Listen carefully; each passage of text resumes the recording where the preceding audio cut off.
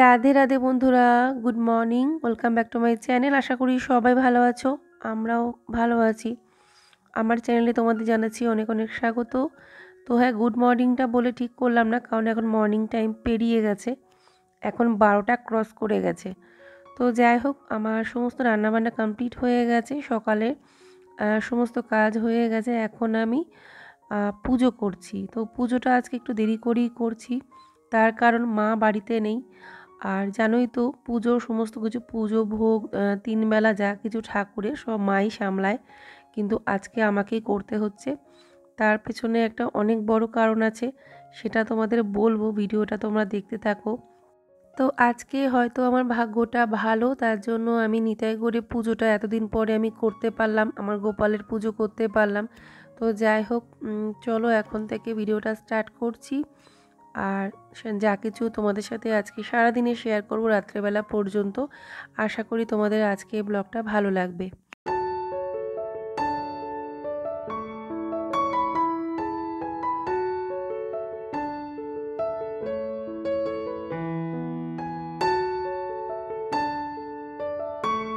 তো ঠাকুরকে ফুল দিয়ে পুজো করে নিয়েছি, আর আজকে ফুল একদম কম ছিল। তারপরে আজকে যেহেতু একাদশী, তার জন্য ফল বানাচ্ছি। আর আজকে ঘরে আছে আপেল আর শাকালু, তো সেজন্যই আপেল আমি বেশি বানালাম না, একটা বড় আপেল বানালাম আর 2টো শাকালু বানাচ্ছি। আর অন্যান্য কোনো ফল ছিল না আর কি। এমনিতেও তোমাদের দাদাও আজকে বাড়িতে নেই, নাহলে ও অনেক ফল টল নিয়ে আসে একাদশীর দিনে, আগে থেকেই আনা থাকে। তো যাই হোক, যা আছে ঠাকুরের ভোগের পক্ষে যথেষ্ট। তো এখন এই যে ফলটা বানিয়ে নিলাম, তো এবারে ঠাকুরকে ভোগ দেব।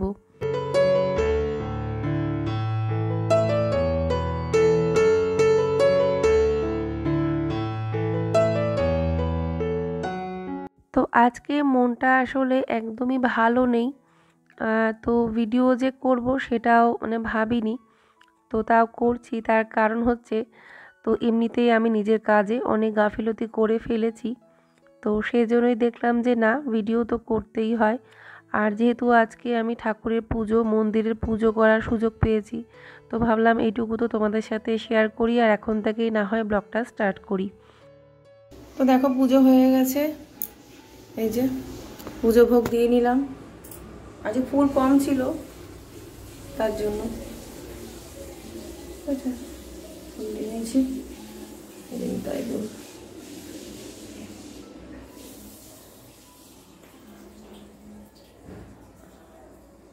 গুরুদেব আর এই যে মহাদেব বজরঙ্গলী, আর যে আসন তুলে দিয়েছি, আর যে ভোগের প্রসাদ আপেল শাকালু মিষ্টি ভোগ দিয়েছি, গঙ্গাজল, আর কিছু এখন দিইনি। দেখো ঢাকা দিয়ে দিয়েছে, ঠাকুর এখন বিশ্রাম করছে। আর ধূপকাঠিটা আমি বাইরে এনে রাখলাম, আর ঢাকা দিয়ে দিলাম। এবার নিচে যাব, একটা নিবি ভেতরে। তো দেখে নাও আজকে কি কি রান্না করেছি। আজকে ডাল রান্না করেছি, তার সাথে করেছি ব্রকলি দিয়ে আলু দিয়ে, আলুর দমটাকেই বলতে পারো, ব্রকলি দিয়ে করেছি। যেরকম করে আলুর দম বানায় তার মধ্যে ব্রকলি ভাজা দিয়েছি, খুব ভালো হয় এভাবে রান্না করলে। আর তার সাথে করেছি বেগুন ভাজা। তো ফ্রেন্ডস, এখন বেজে গেছে 4:10। তো এখন ওই আজকে আর ওরা ঘুমোয়নি কেউ, 4:10 বাজে। আর এখন ওই মনাকে দিয়ে আসতে গেল স্টেশনে, ট্রেনে তুলে দেবে, লেডিসে তুলে দেবে তোমাদের দাদা। ওকে কালকে যেহেতু ক্লাস আছে, তো তো ক্লাসের আগে চলে যায়। এমনিতেও আমার জন্মদিনের জন্য ছিল, শনিবারের ক্লাসটাকে অনলাইন করেছে, স্যাটারডে ক্লাসটাকে ও অনলাইন করেছে। বাবু দ্বারা কথা বলেনি, তো আজকে আবার কালকে আছে, তো সেজন্য ওকে যেতে হলো। তো দোমনার মধ্যে ছিল যাবে কি যাবে না, তা আমি বললাম, বললাম না খুলিস না, তা আমি বললাম তোর ক্লাসটা কতটা ইম্পর্টেন্ট তুই সেটা ভালো বুঝবি, তো অনলাইন করলে একটু অসুবিধা তো হয় না। তো সেই জন্য ও গেল আর কি, ওকে দিয়ে আসতে গেল স্টেশনে। এখন ট্রেনে তুলে দিয়ে টিকিট কেটে একবার ট্রেনে তুলে দিয়ে তারপরে আসবে। তো এই আর কি। তো মাকে এখন তখন ফোন করেছিলাম, মাকে জিজ্ঞেস করলাম দিদার কথা। তো মা বললো যে দিদা এখন ওই এমনি তাকাচ্ছে, সবার দিকে একবার করে তাকিয়েছে, সবাই ওই চামচে করে জল দিলে জল খাচ্ছে, আর কয়েকবার জল গড়িয়ে বাইরে পড়ে যাচ্ছে, সবটা গিলছেও না। তো এই পরিস্থিতি, তো বলা যাচ্ছে না কি হয়। কারণ আমার ঠাকুমা যখন ওরকম লাস্ট পর্যায়ে যখন ছিল, তো এরকমই 2 দিন ধরে একই অবস্থায় ছিল। তো সেজন্য এখন তো আর বলা যায় না যে কখন কি হবে না হবে। তো সেটাই হচ্ছে ব্যাপার। তো স্বাভাবিক মাকে ছেড়ে গিয়ে আর আসতে ইচ্ছা করে, সেজন্য মাকে বললাম যে তুমি খাবে না কি, তাহলে কি করবে? ওখানে খাবার সেজেছে, সবাই বলছে খাবে না, মাসিও আছে ওখানে। আমি যাবো তো কি করে যাবো, তোদেরকে ফেলে ভেবেই পাচ্ছি না। আমাদেরকে নিয়ে যাও। না বাবা, না বাবা, আমাদেরকে রেখে দিই। যদি মনা থাকতো তাহলে রেখে দিয়ে যেত, তোরা 3 জন থাকতিস। কিন্তু যেহেতু মনা তো যেতে হলো না, ওই জন্য আমি কিভাবে যাবো আমি ভেবে পাচ্ছি না। চলো না আমাদেরকেই নিয়ে তো দেখি। তো চলো এখন। আর ঠিক আছে, দেখছি। বাড়ির পাশে বাড়িটা বিক্রি হয়ে গেল, মানে বিক্রি হয়ে গেছে। তো আজকে মনে হয় সবাই চলে যাবে, সব লোকজন এসছে ওই জিনিসপত্র আর কি। তো খারাপ লাগছে। ওর জায়গাটা তো আসলে আমাদের থেকে কেনা, আমাদের বাড়ির পাশে, মানে আমাদের বাড়ির বাগান ছিল ওটা। তো সেটা আমার দাদুর কাছ থেকে খুবই খুবই অল্প টাকায়, মানে ওই সময় অনুযায়ীও খুবই অল্প টাকায় আমার দাদুর কাছ থেকে নিয়ে কিনেছিল। তো ওই টাকাতে এই জায়গা পাওয়া যায় না। আমাদের বাড়ির যা পজিশন, আমাদের বাড়ির পাশের জায়গা, বাড়ির পাশে বলতে আমাদের বাড়ির বাগানটা, তো ওই যে দামে কিনে উনি কিনেছিলেন, যিনি আজকে বেচে দিলেন, যিনি বাড়ির ওনার আর কি, ওই দামে আমার দাদু বলেই সম্ভব হয়েছে। মানে আমার দাদু জায়গাটা আসলে বেচতো না, মানে দোমনার মধ্যে ছিল। মানে দাদুকে মানে অনেক রকমভাবে কনভিন্স করা হয়েছে, দাদু তখন একটু অসুবিধায় পড়ে গেছিলো। তো তার জন্যই বাধ্য হয়ে জায়গাটা বেচে দিয়েছিল, নাহলে বেচতো না। মানে অনেক কম টাকায় উনি পেয়ে গেছিলেন। তো প্রায় অনেক বছর, প্রায় 4-5 বছর ধরে আমার দাদুর পেছনে, মানে দাদুকে বলা হয়েছে জায়গাটা যাতে দাদু যদি বেচে তো ওনাকেই যেন দেয়, বা বেচবে নাকি বারবার করে জিজ্ঞেস করা, বা একটা জিনিসের জন্য পড়ে থাকা বলে না। তো ভালোই ছিল। হ্যাঁ, ভালো সুন্দর একটা বাগান ছিল। তো খুব আফসোস হয় জানো তো, বাগানে তো ভালোবাসি, তো বাগানটার জন্য খুব আফসোস হয়। আমাদের বাড়িটা অনেক বড় বাড়ি ছিল, ওই বাগানটা যখন ছিল না, বিশাল একটা বাগান বাড়ি, মানে একটা বাগান বাড়ি যেরকম লাগে দেখতে, ওইরকম দেখতে লাগতো। চলে এসেছি ছাদে। তো কথা বলতে বলতে হট করে মনে পড়লো যে আরে আমি তো জামা কাপড়গুলো ছাদ থেকে আনিনি। তো তাড়াতাড়ি করে চলে আসলাম ছাদে। এখন এই যে জামা কাপড়গুলো সব তুলে নেব। তুলে নিয়ে যেগুলো ভিজে ভিজে ভাব আছে, সব তো শুকোয়নি, যেগুলো বেলার দিকে মেলা হয়েছে সেগুলো এখনও ভেজা ভেজা ভাব। তো সেগুলো ঘরে মেলে দেবো, আর বাকি যেগুলো শুকিয়ে গেছে সেগুলো কিছু নিচে নিয়ে যাবো, আর কিছু মার শাড়ি টাড়ি যা আছে ওই ভাঁজ করে রেখে দেবো। তো চলো দেখতে থাকো। আর এদিকে দেখো, আজকে তো মিষ্টু গোপাল ঘুমোলো না, ওদেরও আজকে অনিয়ম হয়ে গেল, ঘুম বিশ্রাম কিছুই হলো না। তো যাই হোক, কি আর করা যাবে, সব দিন তো আর সমান হয় না। আজকে একটা পরিস্থিতি এরকম তৈরি হয়ে গেছে, তো সেই কারণেই। সবাই দেখেছে তোমার পিকাচুর পড়ে যায় না, আমি জানি না, এগুলো নিয়ে যাই উপরে মেলবো। উপরে ঘরে জায়গা নেই, উপরে মেলে দিতে পারি, উপরের ঘরে ওদের জামা কাপড়গুলো মেললে না আর জায়গা হয় না। তো দেখো, এখন এখানে যতটুকু জায়গা হলো, তোমাদের দাদার কিছু ভিজে জামা কাপড় ছিল 2-1, সেগুলো এখানে মেলে দিলাম। তারপরে বাকি যেগুলো শুকনো সেগুলো তো নিচে নিয়ে যাবই।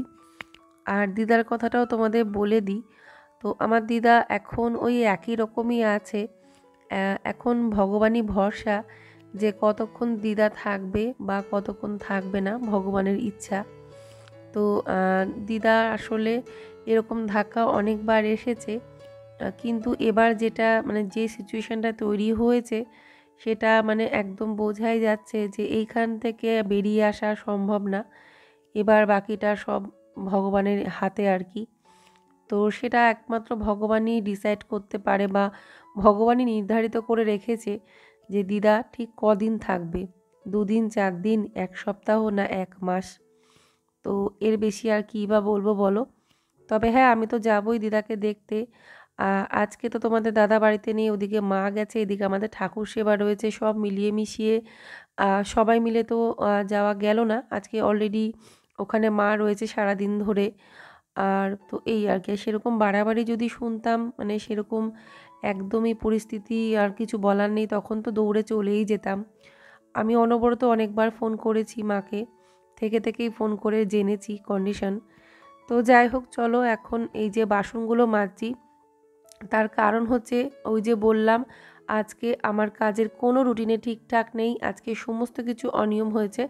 শুধুমাত্র রান্নাটা আমি সকালের দিকে করে নিয়েছিলাম, সকালে কাজগুলো মোটামুটি হয়েছে, কিন্তু খাওয়া দাওয়ার পর থেকে মানে ওই রান্নার পর থেকে কটা বাসন ছিল সেগুলো মাজিনি, খাওয়া দাওয়ার পরে বাসন এঁঠো থালা দুটো মনে হয় ধুয়ে নিয়েছিলাম, হ্যাঁ এঁঠো থালাগুলো মেজে নিয়েছি।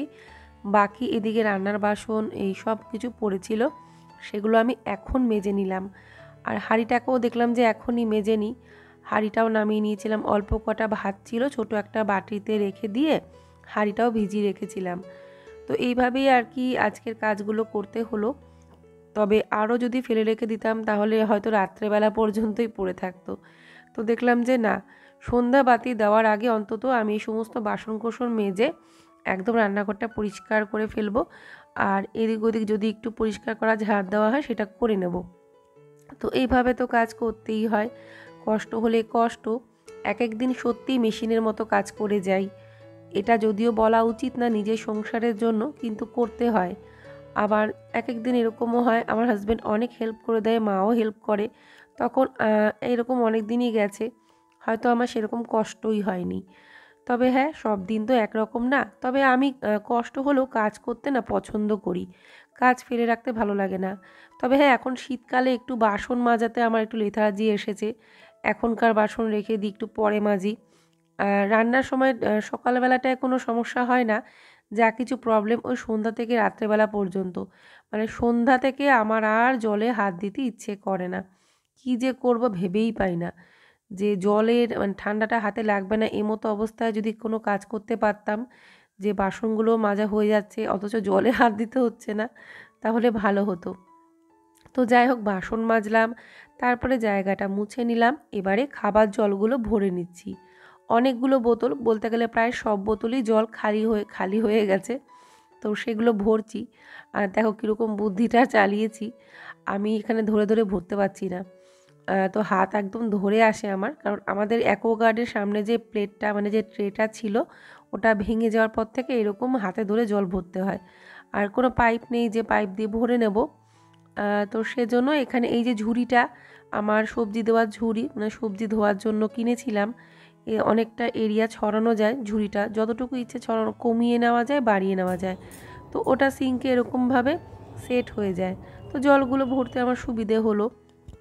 তো চলো, জল ভরাও হয়ে গেছে, এবারে চলে এসেছি আমি সন্ধে দিতে। তো চলো সন্ধেটা দিয়ে নিই। আজকে একদম ধুনো দিয়ে বেশ ভালো করে সারা বাড়িতে ধুনো দিয়েছি। প্রথমে ঠাকুর ঘরে ঠাকুরকে দেখিয়েছি, তারপরে সারা বাড়িতে ধুনো দিয়েছি, তুলসী তলায় প্রদীপ দিয়েছি। তো চলো, মানে এটা প্রতিদিনই দিই তুলসী তলায় প্রদীপ।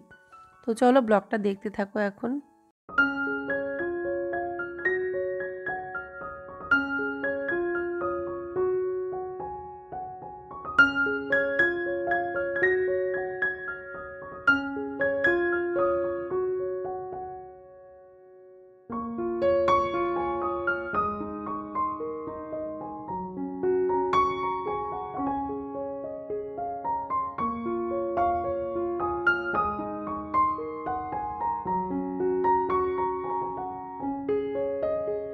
তো সন্ধে দেওয়ার পরে একেবারে এখন ঠাকুরের আরতিটাও করে নিলাম, আরতি করে তারপরে ভোগ দেব।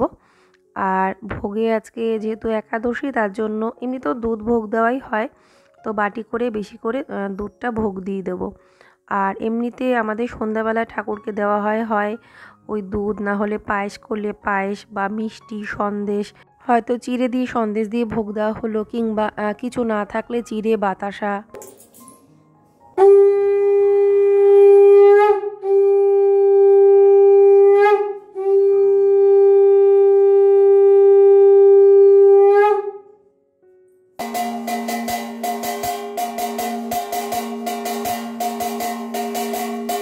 তো বন্ধুরা, ঠাকুরের সমস্ত কাজকর্ম সেরে ঠাকুরকে শয়ন দিয়ে তারপরে নিচে আসলাম। নিচে এসে ওদেরকে কিছু খেতে দিলাম।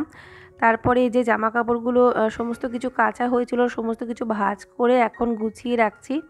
তো এরপরে তো ওদের ম্যাম পড়াতে আসবে, তো এখন এই যে এগুলো গুছিয়ে রেখে যাব, মানে এখন চা করব না একেবারে, তো ওদের ম্যাম যে পড়াতে আসে তো ওকেও তো চা দিই, তো ওই তখনই একেবারে চাটা করি আর কি। তো মা এইমাত্র আসলো, মানে আমি ঠাকুরের কাজ সমস্ত কিছু সেরে নিচে নেমেছি কি মা এসেছে। তারপরে এই যে এখন এই সমস্ত কাজগুলো করে নিলাম, তো আর বেশি ভিডিওটা বড় করিনি। তো এখন দিদা ওই একই রকমই আছে, তো ভগবানই জানে। আর যাব দেখতে, পরের দিনে ব্লগে তোমরা দেখতে পাবে। তো তো এবারে ওদের ম্যাম পড়াতে আসবে, তারপরে ওই চা করে দেবো, চাটা করে দিয়ে আমি একটু নিজের কাজ করব, ততক্ষণে ওদের পড়াশোনা হয়ে যাবে। তো দেখো এখন কিন্তু রাত্রি 9:30 বাজে। তো আমি এখন খাবার গরম করলাম, ওদেরকে ম্যাম পড়িয়ে চলে গেছে, 9:15 মধ্যে ওদের পড়া হয়ে যায়, তো মানে পড়িয়ে যায় আর কি, তারপরেই ওদেরকে আমি খাইয়ে দিই। তো বন্ধুরা আজকের ভিডিওটা এখানে এন্ড করলাম। যদি তোমাদের আজকের সিম্পল ব্লগটা ভালো লেগে থাকে অবশ্য করেই লাইক করে দেবে, আর নতুন ফ্রেন্ডরা অবশ্য করেই সাবস্ক্রাইব করে নেবে। তোমাদের সাথে দেখা হবে পরের ভিডিওতে। সবাই ভালো থেকো। রাধে রাধে।